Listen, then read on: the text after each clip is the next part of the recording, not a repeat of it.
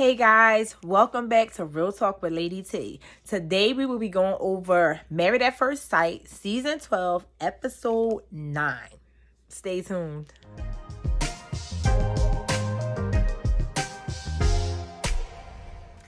Okay, so a lot of times I do start off with just a little tidbit of the unfiltered episode. Clara, Haley, and Virginia, and they were all talking, and I thought it was kind of funny how they started off with asking them about how they feel about Chris and Paige. So of course everybody got their opinion about Chris and Paige, but nonetheless, the unfiltered was okay. They did a little bit of this back and forth. The main thing that I pulled from the unfiltered episode was that Haley really does not seem to like her husband. She talked about the fact that she wasn't attracted to him, and I guess he felt uncomfortable. He was upset that she said that and wasn't sure if they can come back from that. So we want to stay tuned and see what goes on with them two, but that's pretty much what I got from the episode. So let's move on to our first couple. Okay, so the episode ended with Virginia and Eric.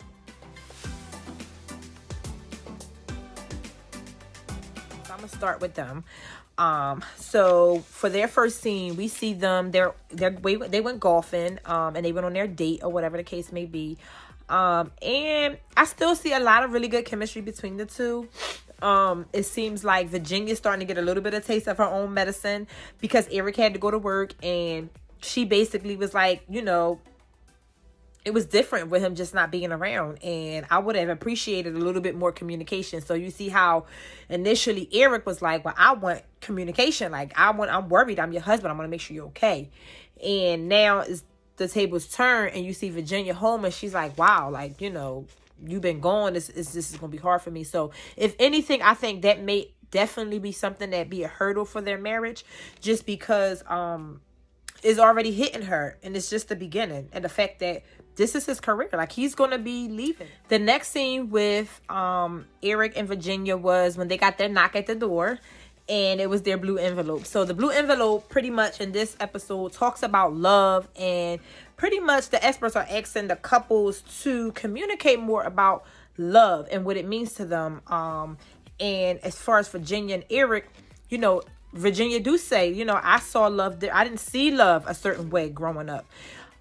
Whereas though Eric's parents been married for so many years, I really feel like they will be able to mush well and balance each other out, because that void that Virginia is feeling, I feel like Eric has just what she needs. Now, Eric still kind of seems like he is worried that Virginia is not ready for marriage. He continues to say, like, are you even ready? Do you know what you signed up for? And then sometimes I'm thinking to myself, well, what did she sign up for? Like, it almost seems like, do you know what you signed up for marrying me? Versus, do you know what you signed up for being married? Their final scene, which is at the end of the episode, is he cooked a good meal for them, and they sat down over a meal and they talked. And I just felt, I see the chemistry with them, and he seems really happy with her and really excited to have her as his wife. And so that's good to see on screen with all the other stuff we got going on. He did say that after his ex-wife, he hasn't found love again. He hasn't saw love again. And so she seemed really worried. She said that seems like a lot to live up to. Like, she don't feel as though, she don't know if she'll be able to live up to the expectation of earning his love like his ex did. And so he told her, I haven't felt those feelings again since I got with you. So I thought that was really cute. And I feel like that is going in a really good direction for them. It really is. And then, of course, he wrote her a little song, and he was on the guitar, and I was like, oh, that's cute. I was over here melting, like, that's so cute.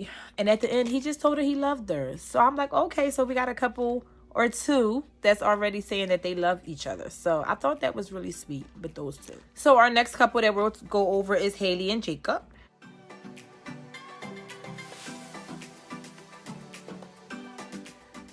Haley has dropped the ball. She said that she's not sure if she's attracted to Jacob. And it seems like his insecurities are kicking in, because now that she said this, it's like, well, I don't know if we're going to be able to move forward. Like, how can we move past this? Personally, I feel like she could be coming from a place of, I think I like him. And then they went through their few little situations where he called her a liar. And, she saw other sides. She's one of those, like, flight people. Like, okay, this is too much. I'm leaving. And she want to leave. However, if Jacob can just be a little bit patient, and I feel like just kind of go with her pace, I feel like she could actually fall in love with him and be into him. So in their next scene, you see that she went and bought him a gift. And so it seems as though like she's like, all right, I got to make up for it. I already done said XYZ to him. Let me see if I can try to make up for it. So she went and she bought him a gift. And she said maybe if he wears some clothes that I like, maybe it'll draw some attraction. So she brought him the gift. He seemed really appreciative of the clothes. He did like a little fashion show, and he got dressed, came out, showed what he had on, or whatever the case may be. And it's crazy because once he sat down for them to have a conversation, boom, there it go. He brought it back up. And you can tell that it's really bothering him. And that's the reason why he brought it back up. He's basically like, so about this conversation, you said that you were not attracted to me. And I don't know, like, where can we go from here? And at that very moment, that's when he was pretty much like, okay, well, you know, you left out and you was out to about midnight and you went and hang with Paige and you didn't say anything. And so basically, Haley is saying, well, you need to communicate that to me. Like, if you're not opening up and telling me if something's bothering you, then I would never know that something's bothering you. And so I kind of feel her on that part, because it's like, you know, say something. But at the same time, when he say something, it seemed like it come out like, ugh. And then it's like, what he just said, you know what I mean? So he's kind of like, you know, if I say something, then we having a whole argument. If I don't say something, you're talking about you can't communicate and you can't read my mind. So I just feel like they still have a whole lot of work to do. Personally, I'm like, where's these experts at? Like, y'all should be in here now. Like, when they did talk about the love thing, Jacob did say that he's not an action person and he's not somebody that'll give you flowers. And you could just see it on Haley's face. Like the disappointment, like, okay, so now I know I won't have to be looking forward to any flowers or anything. And it just, you know, he was just basically like, well, I'm not this and I'm not that. And I was like, well, listen, maybe you wasn't, but you can be. Like, if you wasn't giving your wife or your person flowers, maybe that's something that you can start doing. And so I feel like some of the compromise definitely has to come from Jacob's end as well. Overall, Haley's still saying that she want to try to work it out. So we want to continue on with their journey and see how that goes. Our next couple that we will be talking about is Ryan and Clara.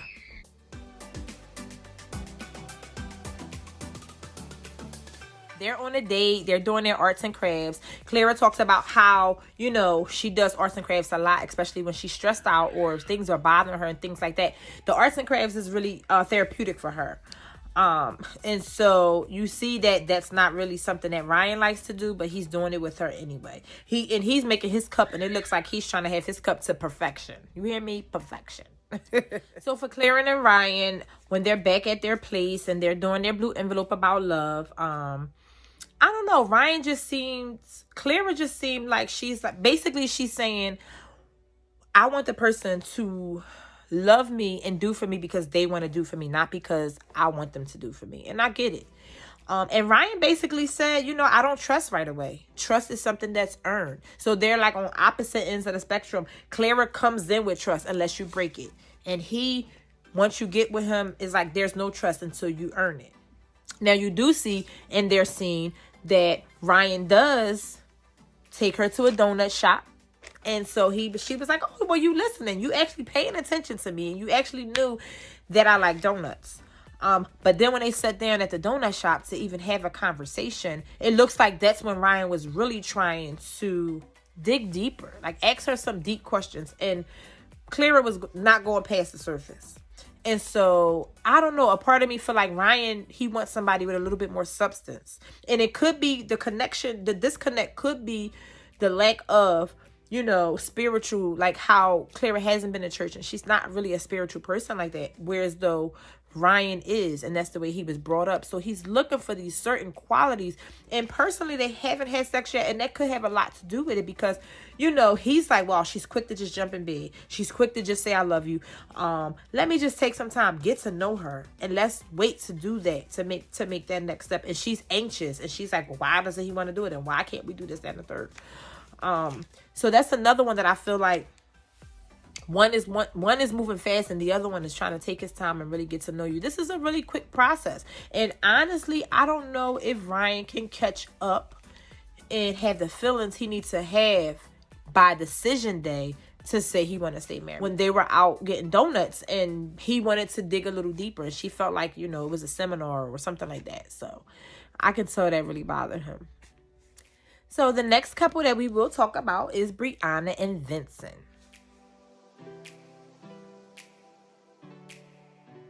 So they start off with their envelope and they talk about love and how do you know when you're in love.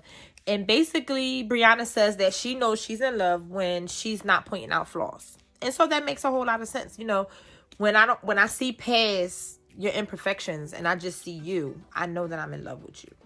And in this episode, you know, they told each other that they love each other. She said, I love you. He said, I love you. And it was just cute. That Vincent wants to teach her Spanish. Como te llama? And he had like a board with a couple words. And he said, I'm going to do 4 words a day. And, you know, I'm going to teach you some Spanish. And then one of the Spanish words was bicicleta, which was bike. And I thought it was really nice that he listened to her the day of their wedding. And she said, oh, I want to ride a bike. So he brought in a bike. And he said, oh, I even got you a basket you could put the dog in. And the dog could go riding with us as well. So she was really excited about that. So here we go with this. So Brianna's excited about that. So now she's like, well, I got to do something for him. I got to, you know, think about it. So she takes him to do salsa dancing. Honey child. Now, something that was really innocent and you would be like, oh, that's so nice. That's so thoughtful. Some of Vincent's like insecurities and, for lack of a better word, his push to be with perfection and be perfect showed at this date. Now she took him on this date, you know, trying to be nice and trying to be romantic. And then they were doing the dancing or whatever. I know a little salsa myself.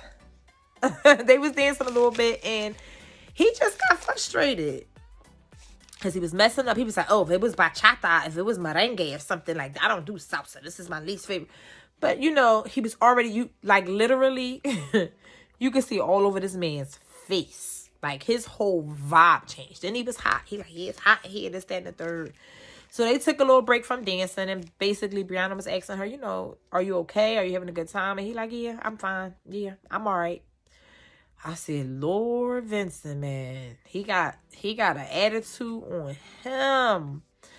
And so, again, there she go looking like, well, I don't know what I did wrong. And it's crazy because I feel like with them, it's like when it's real good, it's like good.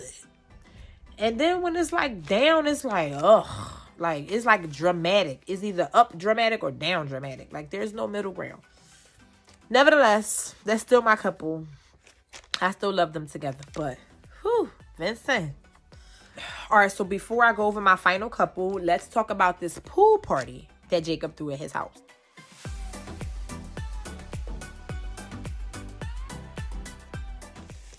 So he threw a pool party. He invited everybody over. The only one that didn't come was Vincent. So Brianna said Vincent had something else to do. And of course, Chris wasn't there, but Paige came. And so, yeah, they had the pool party. And they wanted to see the house, get a little tour, whatever the case may be. Everybody got a chance to see his pool and his little outside beach. And they got a chance to see his workout section where he has his little gym at. And I remember Virginia asking Haley like how she's feeling. And she was just saying she's still not into him. She's not attracted to him. So now couples are finding out, you know, she's letting the group know, like, I'm not really attracted. Because basically she was like, girl, this might be your house. You might be moving in here, girl. So fast forward, the ladies are outside and they're asking Paige about what's going on. So Paige is like, oh, I'm fine. I'm doing real good. Everything good with me. Oh, but he reached out. He said he want to meet with me. Just us two. So you see all the girls in the group, everybody face like, here we go with this again. So they like, so what do you want to do? She's like, oh yeah, well, you know, basically whatever the Holy Spirit, whatever God, you know, when I wake up that day, whatever that day is going to bring, that's what it's going to be. So of course you already see Brianna had something to say about that on her little side note. She like, come on. Like, we can't continue to keep putting ourselves through this. We just can't. But anyway, all you can do is pretty much pray for that situation. But you can see the disappointment on everybody's face at the group when Paige was saying, yeah, I may still give him another conversation. I may let him get into my ear once again. Last but not least, our final couple, of course, Paige and Chris.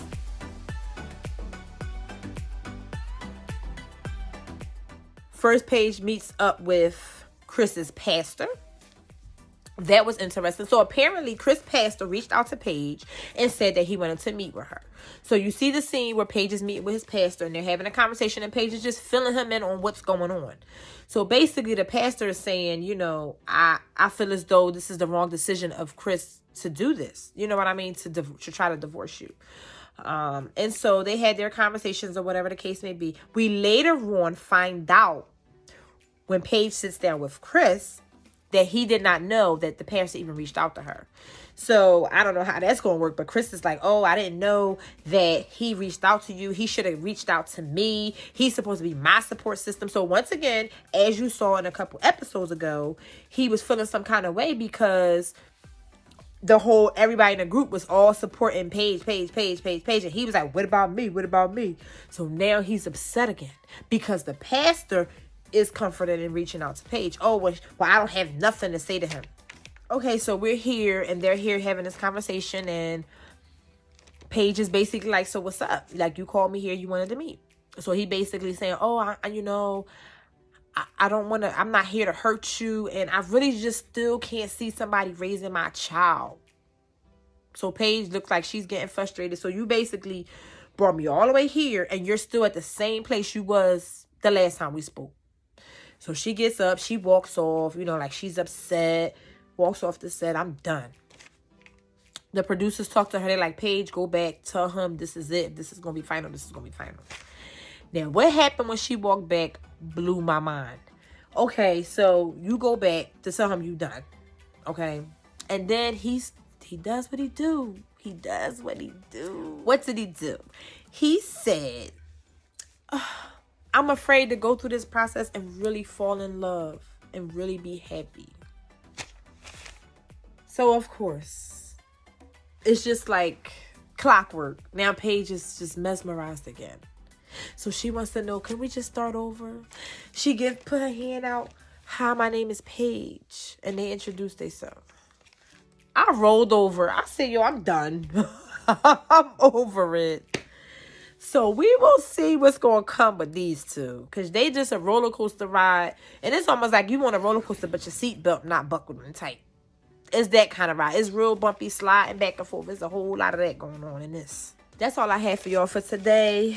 For Married at First Sight, Season 12, Episode 9. Yeah, that was a bit much. Don't forget to like, comment, and subscribe. I will see you next time. Have a good one.